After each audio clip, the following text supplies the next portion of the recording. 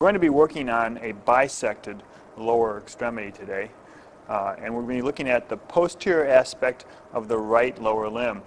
We're going to begin the dissection with the gluteal region, and what you'll notice right away is that there's a very large muscle, the gluteus maximus muscle, that covers the entire gluteal region. You can see the gluteus maximus muscle here. The first step in the dissection is to remove the gluteus maximus from its attachment at the border of the lateral border of the sacrum, and we've already done that. And in doing this removal, one of the things you want to be careful of is not to cut through a very strong ligament known as the sacrotuberous ligament, which can be seen right here. The gluteus maximus muscle arises from the sacrotuberous ligament in part, so you don't want to lose that ligament because that's going to be important as a landmark later on in this unit. Underneath the gluteus maximus muscle, you can see a muscle which you should identify immediately, the piriformis muscle, which is the key to the gluteal region. You can see the piriformis muscle here as it arises from the lateral border of the sacrum and attaches at the intertrochanteric fossa of the greater trochanter of the femur. So you can see the piriformis muscle right here, a sort of pyramidal shaped muscle. The reason why the piriformis is the key to the region is because all of the structures that pass out the greater sciatic foramen from the pelvic cavity to the posterior aspect of the hip and thigh will either go above or below the piriformis muscle. You can see in this particular dissection that the large nerve, the sciatic nerve, is passing out underneath the piriformis muscle to gain access to the posterior thigh. There are a couple of arteries and nerves that will pass both above and below the piriformis muscle that you should identify at this time. They are the superior gluteal arteries and nerves and the inferior gluteal arteries and nerves, which can be seen as stubs at this point. Inferior gluteal artery and the nerve is not visible. There it is. The inferior gluteal nerve as a stub. This was supplying the gluteus maximus muscle, and so when we cut the gluteus maximus, we removed it. Coming out above the piriformis muscle would be the superior gluteal arteries and nerves, which are still supplying the gluteus medius and gluteus minimus muscles. The next step in the dissection is to reflect the gluteus medius muscle by cutting its origin off the iliac fossa.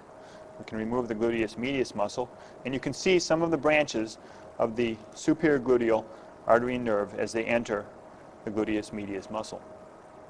Just deep to the gluteus medius muscle, you'll find the gluteus minimus also arising from this iliac fossa and attaching down at the greater trochanter of the femur along with the gluteus medius.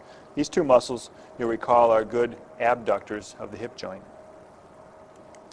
Now, we'll go below the piriformis muscle and look at a group of small muscles which you will be learning as the P-go-go-Q muscles. The P-go-go-Q muscles stand for the short lateral rotators of the hip. The first one is piriformis. Below the piriformis and underneath the sciatic nerve, you'll see the other lateral rotators, and they are known as the superior gemellus, which can be seen here, and the inferior gemellus, with a tendon lying right between them, the tendon of the obturator internus. And we can see the tendon of the obturator internus deep between these muscles. You can see it right here. Now that tendon of the obturator internus has come from a muscle belly that lies inside the pelvic cavity on the medial wall of the obturator foramen. The muscle becomes tendinous inside the pelvic cavity, and the tendon makes a sharp 90-degree bend around the lesser sciatic notch to gain access to the gluteal region, where it will run laterally to the intertrochanteric fossa. That makes that tendon, along with the two gemelli and the piriformis muscle, lateral rotators of the hip. The next muscle that you can see as a short lateral rotator is the quadratus femoris muscle, which can be seen inferior to the inferior gemellus and is visible right here, which also attaches by the greater trochanter of the femur.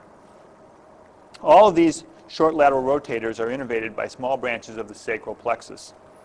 The last short lateral rotator that cannot be seen at this point is the obturator externus muscle, and you will be able to visualize the obturator externus muscle when you perform the dissections of the joints for the lower limb. Now we've moved down to the posterior region of the thigh, where we're going to look at the group of muscles collectively known as the hamstrings. Before I do that, before you dissect out and separate out the hamstring muscles, you're going to have to remove the fascia that circumscribes the thigh. This fascia is known as the fascia lata, and there's a thickening of the fascia lata that can be seen in this dissection, and it's already been cut, known as the iliotibial band.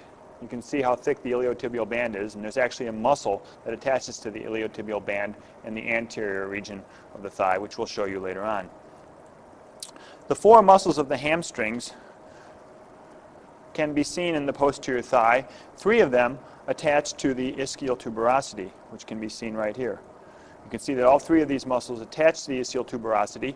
One of them is seen laterally, the long head of the biceps femoris, and two of them are seen more medially, the semitendinosus and the semimembranosus. If we look at the more medial aspect of the knee, we can see the two tendons of these muscles, the semitendinosus on top and the semimembranosus just deep to that, both of which cross the knee joint. It's important to remember that these three muscles cross both the hip joint and the knee joint, and therefore have an action on both of those joints. The fourth muscle of the hamstrings is another muscle that pairs up with the long head of the biceps femoris. It's known as the short head of the biceps femoris, and you can see this muscle as it arises from the femur and attaches with the long head crossing the knee joint. Notice that the short head of the biceps femoris does not cross the hip joint.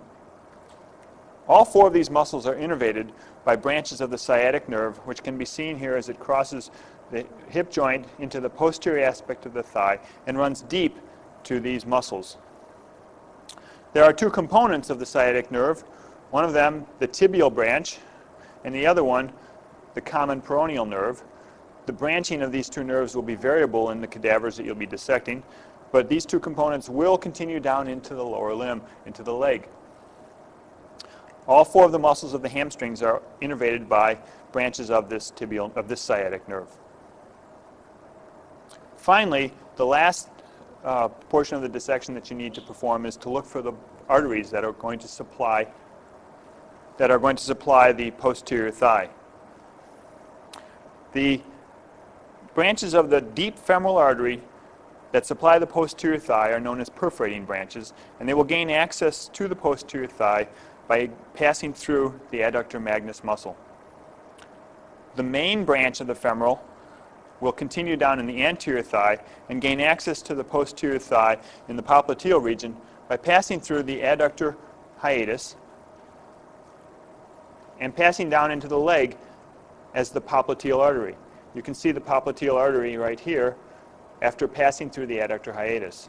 This is a continuation of the femoral artery. Before we look at the muscles of the anterior thigh, we're going to look at some nerves that come off the lumbar plexus and travel on the inside of the posterior abdominal wall and the inside of the brim of the pelvis. These nerves can easily be found by beginning with the 12th rib. If you palpate the 12th rib, and you should have a little piece of the 12th rib left in your bisected cadaver, the first nerve below it is known as the subcostal nerve. Then you can go down keep going down alternately until you get to the next nerve, which is going to be the iliohypogastric. Below that is the ilioinguinal, and the ilioinguinal has a nice landmark. It actually goes and penetrates the iliacus muscle near the anterior superior iliac spine, which is a good landmark for the ilioinguinal. The next nerve down is the lateral femoral cutaneous. Continuing down, right alongside the lateral border of the psoas muscle is the femoral nerve. Immediately on top of the psoas muscle is the genitofemoral nerve. And finally, on the medial side of the psoas muscle, deep in the pelvic cavity and penetrating the obturator internus muscle is the obturator nerve. All of these nerves are muscular and cutaneous and will supply either the anterior body wall, the groin, or portions of the lower limb.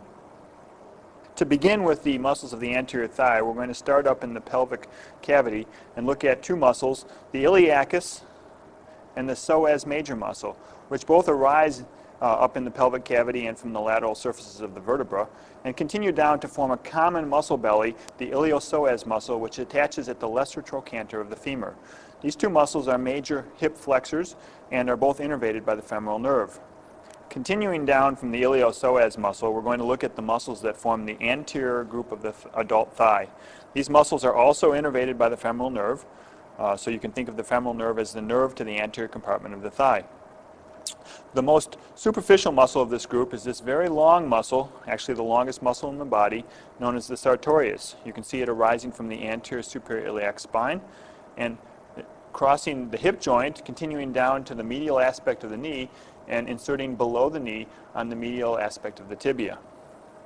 Once you move the sartorius out of the way, you can see the other four groups of muscles of the anterior thigh, which form the quadriceps. Quadriceps is broken down into a lateral muscle, the vastus lateralis, a medial muscle, the vastus medialis,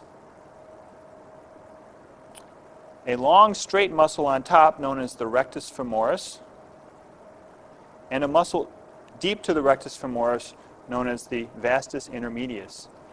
All four of these muscles form a common tendon that attaches after surrounding the patella on the tibial tuberosity. This is known as the patellar tendon, attaching below the kneecap on the tibial tuberosity. Now we're going to move to the medial group of muscles of the thigh, known as the adductor group. This group is innervated by the obturator nerve.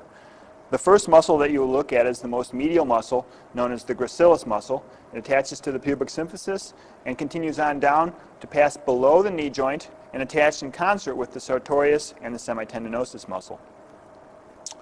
During this dissection, the next part of the dissection is to take the next muscle, which is the adductor longus muscle, and bisect it and flip part of the adductor longus out of the way. This exposes the underlying adductor magnus muscle, which is this very large, massive muscle seen right here, and the adductor brevis muscle, which is a smaller muscle that attaches to the pubic symphysis.